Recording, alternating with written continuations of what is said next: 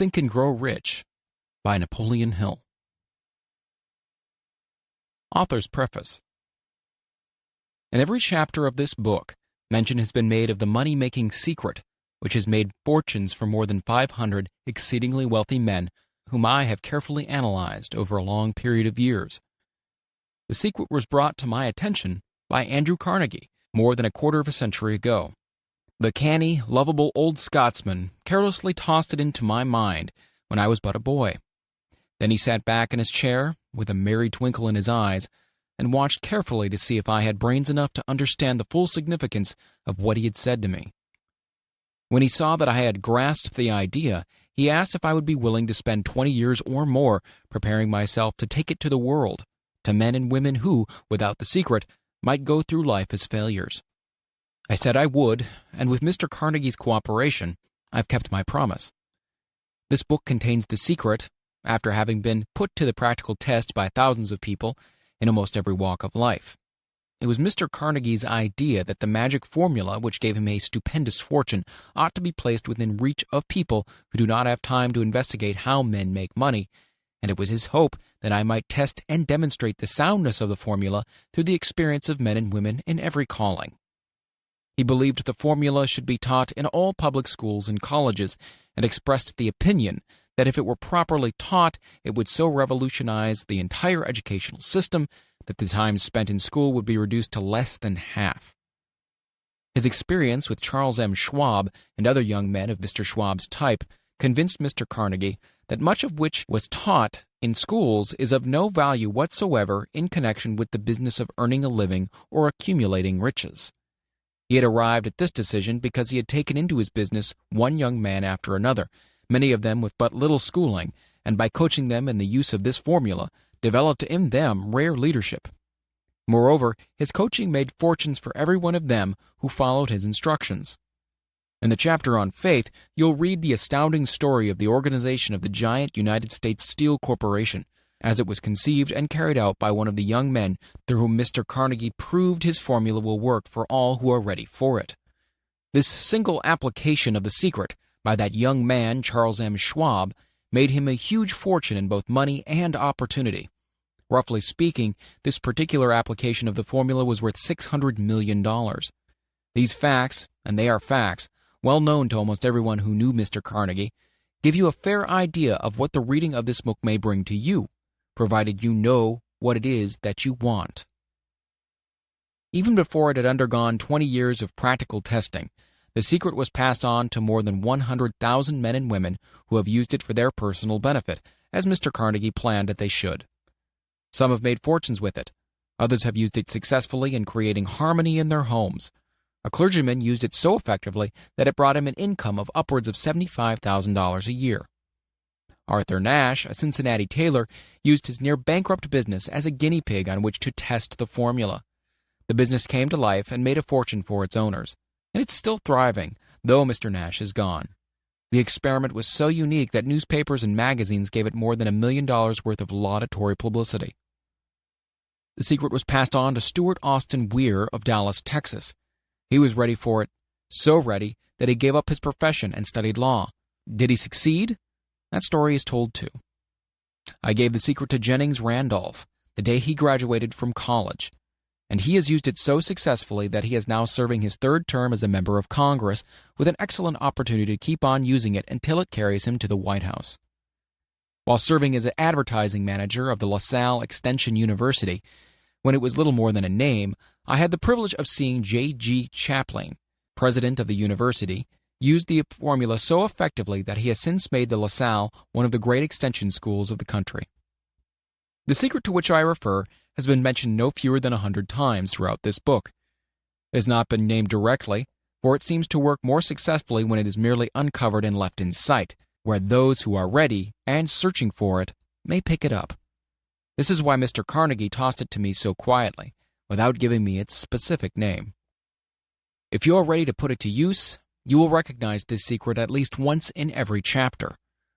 I wish I might feel privileged to tell you how you will know if you are ready, but that would deprive you of much of the benefit you will receive when you make the discovery in your own way.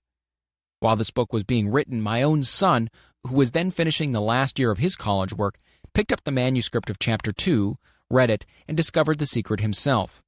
He used the information so effectively that he went directly into a responsible position at the beginning salary greater than the average man ever earns.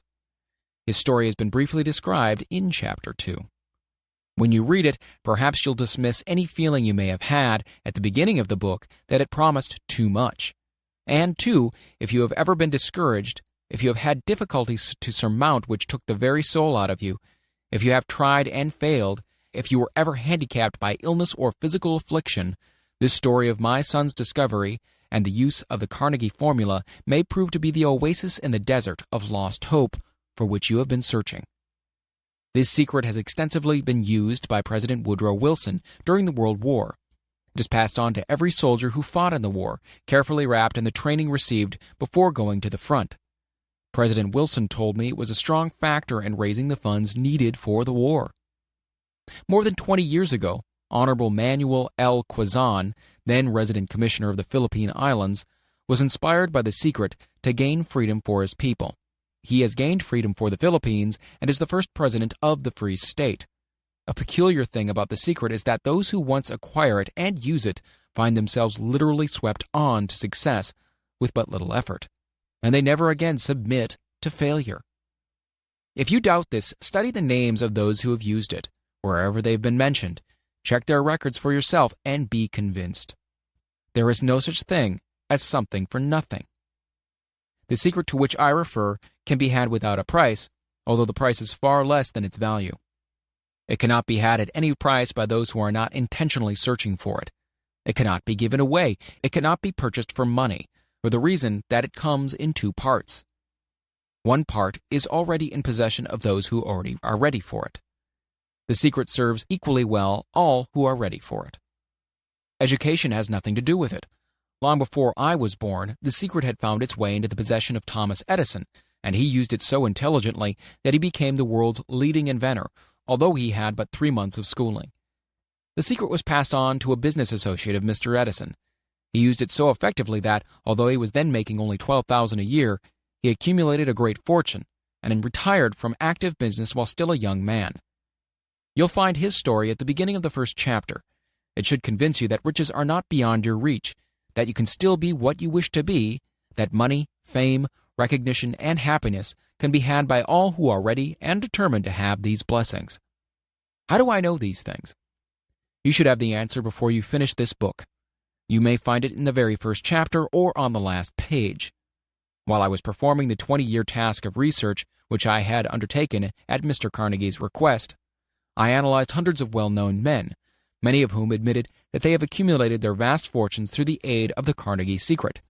Among these men were Henry Ford, William Wrigley, Jr., John Wanamaker, James J. Hill, George S. Parker, E. M. Statler, Henry L. Doherty, Cyrus H. K. Curtis, George Eastman, Theodore Roosevelt, John W. Davis, Albert Hubbard, Wilbur Wright, William Jennings Bryan, J. Ogden Armour, Charles M. Schwab, Harris F. Williams, John D. Rockefeller, Thomas Edison, F. W. Woolworth, Woodrow Wilson, W. M. Howard Taft, Dr. Alexander Graham Bell, Arthur Nash, Clarence Darrow.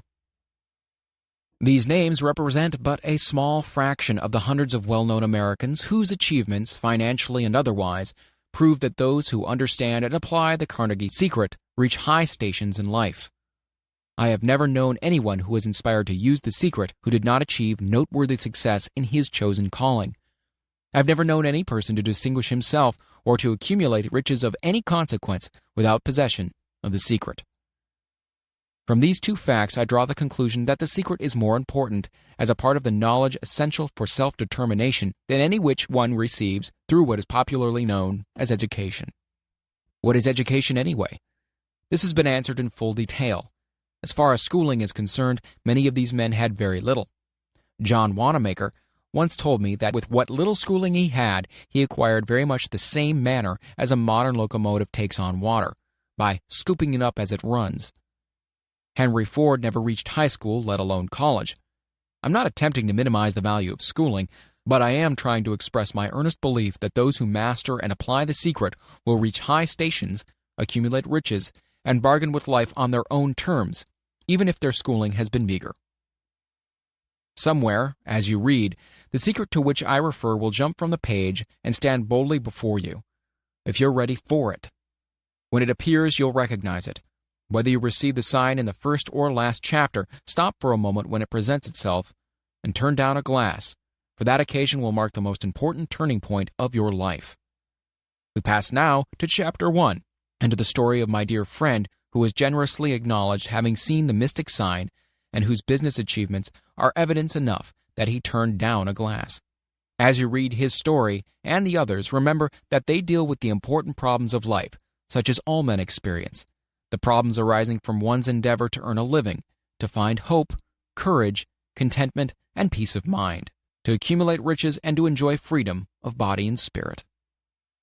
Remember, too, as you go through the book, that it deals with facts and not with fiction, its purpose being to convey a great universal truth through which all who are ready may learn not only what to do, but also how to do it, and receive as well the needed stimulus to make a start. As a final word of preparation before you begin the first chapter, may I offer one brief suggestion which may provide a clue by which the Carnegie secret may be recognized. It is this: all achievement, all earned riches have their beginning in an idea. If you are ready for the secret, you already possess one half of it. Therefore, will readily recognize the other half the moment it reaches your mind. The author.